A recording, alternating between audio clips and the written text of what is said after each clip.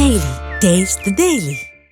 திருவள்ளூரில் கோவை பழமுதிர் நிலையம் மற்றும் பிரபல பல்பொருள் அங்காடியில் பூச்சிகள் வண்டுகள் உள்ள 100 கிலோ மாவு மற்றும் 20 கிலோ பேரிச்சம்பழம் உள்ளிட்ட கெட்டுப்போன உணவுப் பொருட்கள் பறிமுதல் செய்யப்பட்டன. திருப்பதி நெடுஞ்சாலையில் உள்ள டிபார்ட்மெண்டல் ஸ்டோர் குறித்து வந்த புகாரை அடுத்து விற்பனைக்கு வைக்கப்பட்டிருந்த கடலை மாவு, உளுந்து மாவு உள்ளிட்ட 130 கிலோ உணவுப் பொருட்கள் பறிமுதல் செய்யப்பட்டன. விடியாத அரசின் உணவு பாதுகாப்புத்துறையின் அலட்சியத்தால் காலாவதி உணவுப் பொருட்கள் விற்பனை அதிகரித்துள்ளதாக குற்றச்சாட்டு எழுந்துள்ளது. காஞ்சிபுரம் மாவட்டம் ஒரகடம் அருகே லாரி மீது இருசக்கர வாகனம் மோதிய விபத்தில் சம்பவ இடத்திலேயே 2 இளைஞர்கள் பரிதாபமாக உயிரிழந்தனர். ஸ்ரீபெரும்புதூர் அடுத்த பண்ருட்டி பகுதியைச் சேர்ந்த மகேந்திரன் மற்றும் பாலமுருகன் ஆகியோர் தனியார் நிறுவனத்தில் ஒப்பந்த ஊழியர்களாக பணிபுரிந்து வந்தனர்.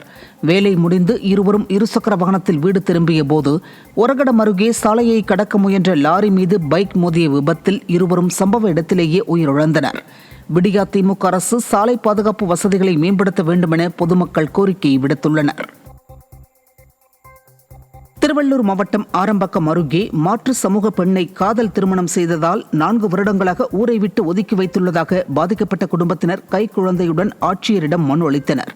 ஓப்புலாபுரம் கிராமத்தைச் சேர்ந்த பிரேம் என்பவர் மாற்று சமூக பெண்ணை திருமணம் செய்ததற்காக ஊரை விட்டு ஒதுக்கி வைத்துள்ளதாகவும், ஊரில் ஏதேனும் பிரச்சினை நடந்தால் தன்னை காரணம் காட்டுவதாகவும், இதுகுறித்து புகார் அளித்தும் விடியாத அரசின் காவல்துறை நடவடிக்கை எடுக்கவில்லை என்றும் குற்றம் சாட்டினார்.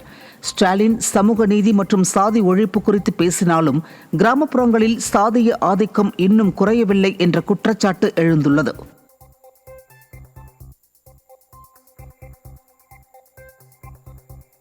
அந்த மாதிரி கல்யாணம் பண்ணி போயிட்டீங்க, அதனால பசங்களை தூண்டி விட்டுட்டு எங்க வீட்டுக்காரர் 50 பேர் எங்க வீட்டுக்காரர் ஸ்டேட்ல அடிச்சிட்டாங்க. நான் உன்னை கொல்லாம விட மாட்டேன், அதான் எங்களுக்கே தெரியல. நான் கல்யாணம் மாத்தி பண்ணிட்டேன். அதனால இவர் வேற, நான் வேற, கேஸ்ட் ப்ராப்ளம். அந்த கேஸ்டுக்காக இந்த மாதிரி எல்லாம் பண்றேன். கடலூர் மாவட்டம் புவனகிரி அருகே தரைப்பாலத்தை உயர்மட்ட பாலமாக அமைத்து தர கிராம மக்கள் கோரிக்கை விடுத்தும் விடியாத அரசு நடவடிக்கை எடுக்கவில்லை என்ற குற்றச்சாட்டு எழுந்துள்ளது.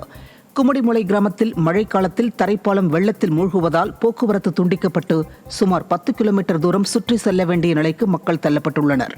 இதனால் தங்கள் பகுதியில் உயர்மட்ட பாலம் அமைக்க கோரிக்கை விடுத்தும் அதிகாரிகள் கண்டு கொள்ளாததால் மக்கள் அவதிக்குள்ளாகி வருகின்றனர். திண்டுக்கல் மாவட்டம் செம்பட்டி அருகே மக்காச்சோள பயிர்களை சேதப்படுத்தும் காட்டுப் பன்றிகளால் கிராம மக்கள் நிம்மதியை இழந்து தவிக்கின்றனர். கூலாம்பட்டி, பாறைப்பட்டி, வண்ணம்பட்டி, அக்கரைப்பட்டி உள்ளிட்ட பல்வேறு பகுதிகளில் இரவு நேரங்களில் காட்டுப் பன்றிகள் கூட்டமாக இப்பகுதியில் உள்ள மக்காச்சோளத்தை கடித்து குதறி சேதப்படுத்தி வருகிறது. இதுகுறித்து புகார் அளித்தும் விடியாத அரசின் வனத்துறையினர் அலட்சியம் காட்டும் நிலையில் உரிய நடவடிக்கை எடுக்கவில்லை என்றால் இழப்பீடு வழங்க வேண்டும் என பாதிக்கப்பட்ட விவசாயி வேதனை தெரிவித்துள்ளார். கடலூர் மாவட்டம் சேத்தியாத்தோப்பு சுற்றுவட்டார பகுதிகளில் அதிகரிக்கும் குரங்குகள் தொல்லையால் மக்கள் அவதியடைந்து வருகின்றனர். சேத்தியாத்தோப்பு சுற்றுவட்டார குடியிருப்பு பகுதிகளில் கூட்டமாக சுற்றித் திரியும் குரங்குகள் பகுதிவாசிகளின் உடைமைகளை சேதப்படுத்தி வருகிறது. சாலையில் செல்லும் நபர்கள் மற்றும் வாகனங்களையும் குரங்குகள் கூட்டமாக சேர்ந்து துரத்துவதால் விபத்துகளும் ஏற்படுகின்றன. இதுகுறித்து பேரூராட்சி நிர்வாகத்திடம் கோரிக்கை வைத்தும் எந்த நடவடிக்கையும் எடுக்கப்படவில்லை என கூறப்படுகிறது. விடியாத திமுக அரசின் அதிகாரிகள் இதில் தலையிட்டு துரித நடவடிக்கை எடுக்க வேண்டும் என மக்கள் கோரிக்கை விடுத்துள்ளனர். திருவள்ளூரில் கோவை பழமுதிர் நிலையம் மற்றும் பிரபல பல்பொருள் அங்காடியில் பூச்சிகள் வண்டுகள் உள்ள 100 கிலோ மாவு மற்றும் 20 கிலோ பேரிச்சம்பழம் உள்ளிட்ட கெட்டுப்போன உணவுப் பொருட்கள் பறிமுதல் செய்யப்பட்டன. திருப்பதி நெடுஞ்சாலையில் உள்ள டிபார்ட்மெண்டல் ஸ்டோர் குறித்து வந்த புகாரை அடுத்து விற்பனைக்கு வைக்கப்பட்டிருந்த கடலை மாவு, உளுந்து மாவு உள்ளிட்ட 130 கிலோ உணவுப் பொருட்கள் பறிமுதல் செய்யப்பட்டன.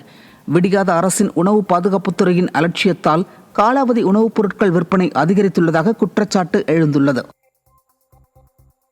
காஞ்சிபுரம் மாவட்டம் ஒரகடம் அருகே லாரி மீது இருசக்கர வாகனம் மோதிய விபத்தில் சம்பவ இடத்திலேயே 2 இளைஞர்கள் பரிதாபமாக உயிரிழந்தனர்.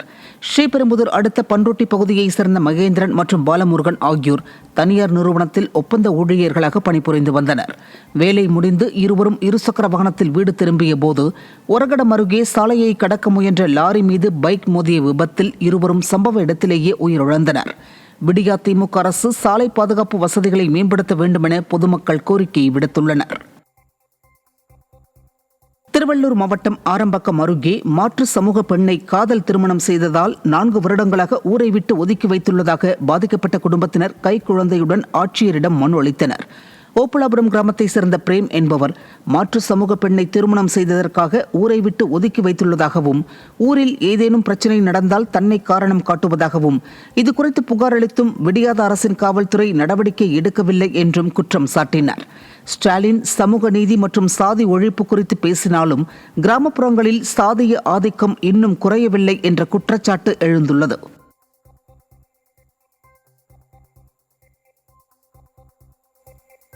இந்த மாதிரி கல்யாணம் பண்ணி போயிட்டீங்க, அதனால வந்து பசங்களை வந்து தூண்டி விட்டுட்டு எங்க வீட்டுக்காரர் வந்து 50 பேர் வந்து எங்க வீட்டுக்காரர் வந்து ஸ்டேட்ல வந்து அடிச்சிட்டாங்க. நான் உன்னை வந்து கொல்லாம விட மாட்டேன், அதான் எங்களுக்கே தெரியல. நான் வந்து கல்யாணம் வந்து மாத்தி பண்ணிட்டேன். அதனால வந்து இவர் வேற, நான் வேற, கேஸ்ட் ப்ராப்ளம். அந்த கேஸ்டுக்காக இந்த மாதிரி எல்லாம் பண்றேன்.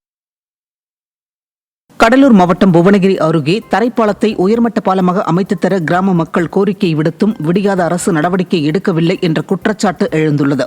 கும்மிடிமுளை கிராமத்தில் மழைக்காலத்தில் தரைப்பாலம் வெள்ளத்தில் மூழ்குவதால் போக்குவரத்து துண்டிக்கப்பட்டு சுமார் 10 கிலோமீட்டர் தூரம் சுற்றி செல்ல வேண்டிய நிலைக்கு மக்கள் தள்ளப்பட்டுள்ளனர்.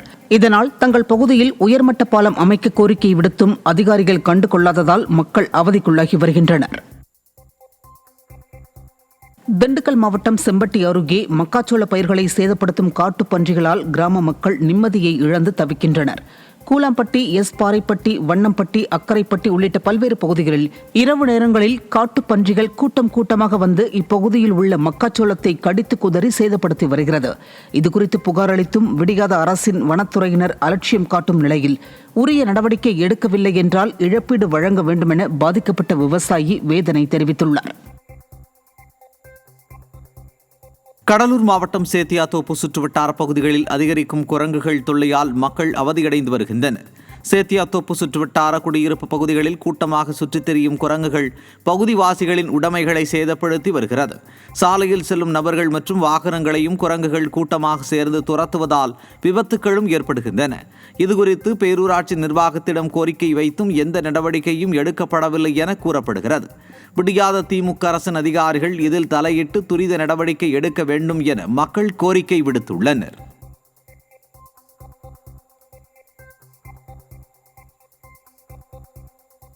பயிர் பாதிப்பிற்கு உரிய இழப்பீடு வழங்காத விடியாத அரசை கண்டித்து ராமநாதபுரம் மாவட்ட ஆட்சியர் அலுவலகத்தை முற்றுகையிட்டு விவசாயிகள் போராட்டம் நடத்தினர். ஓரிவயல், பனைக்குளம் கிராமங்களில் கடந்த 3 ஆண்டுகளாக தொடர்ச்சியாக விவசாயம் பாதிக்கப்பட்டது குறித்து பலமுறை புகார் அளித்தும் அமைச்சர் MRK பன்னீர்செல்வத்தின் கட்டுப்பாட்டில் உள்ள வேளாண் துறை பயிர் பாதிப்பை பார்வையிடவும் இல்லை, உரிய இழப்பீடும் வழங்கவில்லை என கூறப்படுகிறது.